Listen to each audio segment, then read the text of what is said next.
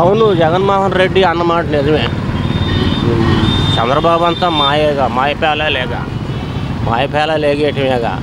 ప్రజలు క్షేమంగా ఉండు. ఈ 5 సంవత్సరాలు కూడా ఏం చేయలేడు కూడా. నిరుత్సాహం చేస్తున్నారు ప్రజలు. అరే జగన్ ఉన్నప్పుడు ప్రజలు ఆనందించారు. అందుకే దుర్మార్గుడు పరిపాలన వెళ్ళేటప్పుడు ప్రజలు కూలిపోతారు, మంచివాడు వెళ్ళేటప్పుడు ప్రజలు ఆనందిస్తారు అంటారు. అది వాస్తవంగా జరిగే విషయాలు. ఇప్పుడు గెలిచినాక ఏదైనా చేస్తాడు. గెలిచినాక ఏమనన్నా కూడా ఏం చేసేది లేదు. ప్రజల చేతుల్లో ఏం లేదు. ఇప్పుడు గెలిచినాక అయిపోయింది నీ వ్యవహారం. గెలిచేదాకా ఒకటి, గెలిచినాక ఇంకొకటి. అంతకాడికి ఇంకా ఆయన చేసేది ఏం లేదు, ఎరగేసేది ఏం లేదు చంద్రబాబు గారు. ఇంకా ఆయనకు తోడు ఇంకా పవన్ కళ్యాణ్ ఒకడు. ఈ పవన్ కళ్యాణ్ కూడా ఎరగదీసేది ఏమీ లేదు. ఆయన ప్రజలందరూ నిరుత్సాహపడుతున్నారు. అమ్మఒడి లేదు, నానబుడ్డి లేదు. అమ్మఒడి ఇంతవరకు ఇవ్వలేదు కదా. మరి పేద పిల్లలు ఎలా బ్రతుకుతారు? ఓ సామాన్య మానవుడు అమెరికా వెళ్ళాలంటే అట్లా వెళ్తాడు.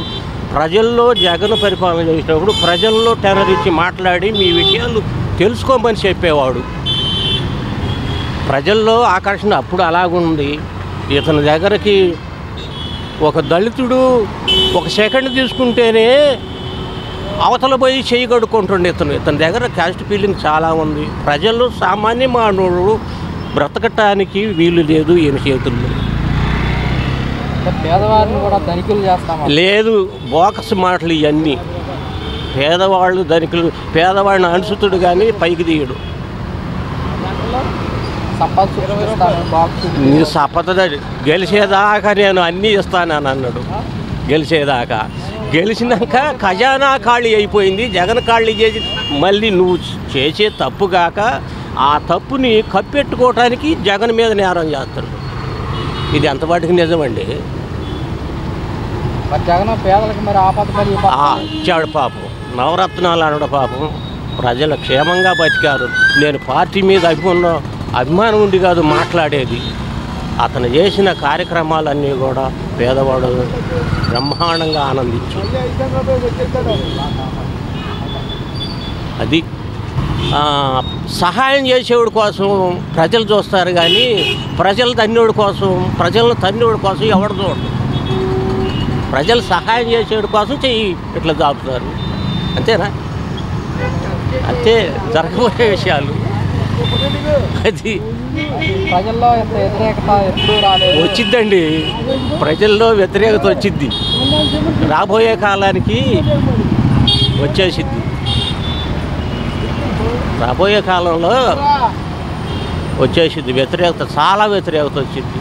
ఏదో వేశారు అనుకోకుండా ఈవీఎంలతోనో దేనితోనో వచ్చేసారు, అయిపోయింది. అతను ఏదైనా చేయగలిగితే చేస్తాడు. ఒక మాట చెప్పి దాన్ని ఉమ్మి చేయడు, దాన్ని మోసం చేయడు అతను జగన్మోహన్ రెడ్డి. ఈ చంద్రబాబు ఆ మాట చెబుతుండే అదిగో కాలుతుంది అంటాడు. ఆడకపోయి చూస్తే ఏమీ లేదు. అటువంటి విషయాలు ఉంటాయి ఇతని దగ్గర. అమరావతి రాజధాని చేస్తానో ప్రజలకు అంకితం చేస్తాను. ఎవరు ఆనందిస్తారు? దళితులు ఆనందిస్తారా? ఎవరికి అవసరం? రాజధాని ఉండటం మంచిదే కాదంటలేదు. ఎవరికి అవసరం? ఒక పేదవాడు, ఒక సామాన్యుడు దాంట్లో ప్రవేశించడానికి అర్హత లేదు కదా.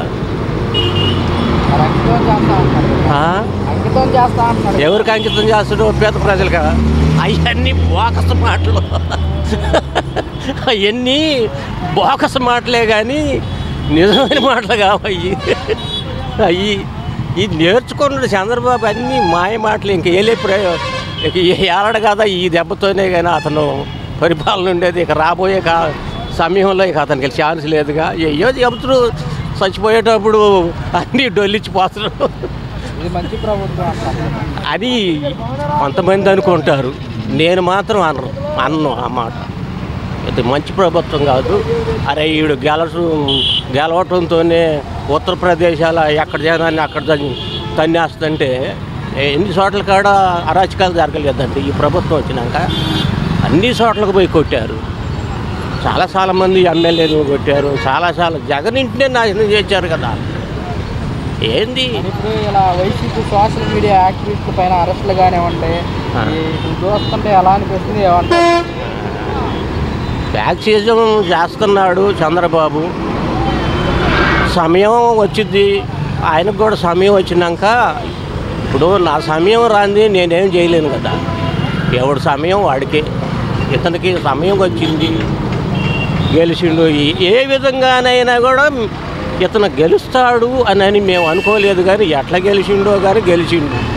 ప్రజల్లో అభిమానం ఉండు కదా, దొంగ ఓట్లు వేసి గెలిచిండు వీడు.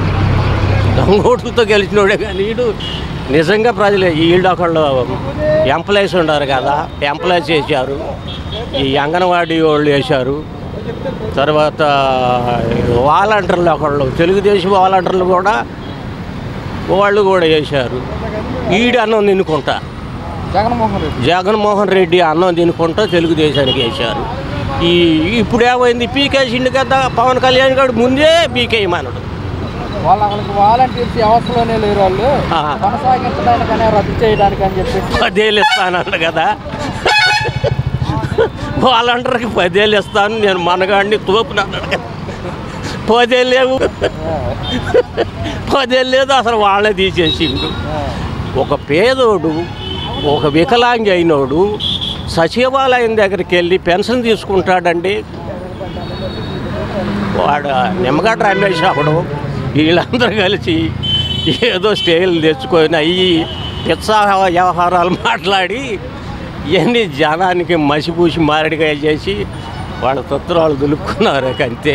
మరి వాలంటీర్లు కంటే సచివాలయ సిబ్బంది మెరుగ్గా పనిచేస్తున్నారు 98 అనుకో చెబుతుడండి. ఇప్పుడు ఇంటికాడికి వచ్చి లేపిచ్చేది ఒకటి, లేవలేనోడు ఉండడండి పక్కలో, ఎవరు తీసుకొచ్చిస్తారు?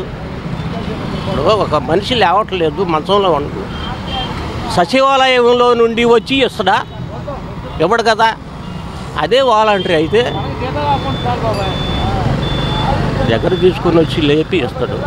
అమ్మా అయ్యా పర్వాలేదు అయ్యా అని అనుకుంటాడు. అక్కడికి వస్తేనే ఇస్తారు. అక్కడికి సచివాలయం దగ్గరికి మంచంలో పడినప్పుడు అక్కడికి పోయి అడుగుతుడా? అడగడు కదా. అది వాళ్ళ తెలివితేటలు, వీళ్ళు తెలివితేటలు. ఇది సహాయం చేసేవాడి కోసం ప్రజలు చూస్తారు, కానీ ప్రజలు తన్నివాడి కోసం, ప్రజలను తన్నివాడి కోసం ఎవరు చూడరు. ప్రజలు సహాయం చేసేవాడి కోసం చెయ్యి ఇట్లా దాపుతారు, అంతేనా? అంతే జరగబోయే విషయాలు. అది ప్రజల్లో వ్యతిరేకత ఎప్పుడు రాలేదు. వచ్చిద్దండి, ప్రజల్లో వ్యతిరేకత వచ్చిద్ది, రాబోయే కాలానికి వచ్చేసిద్ది. రాబోయే కాలంలో వచ్చేసిద్ది వ్యతిరేకత, చాలా వ్యతిరేకత వచ్చింది. ఏదో వేశారు అనుకోకుండా, ఈవీఎంలతోనో దేంతోనో వచ్చేసారు, అయిపోయింది.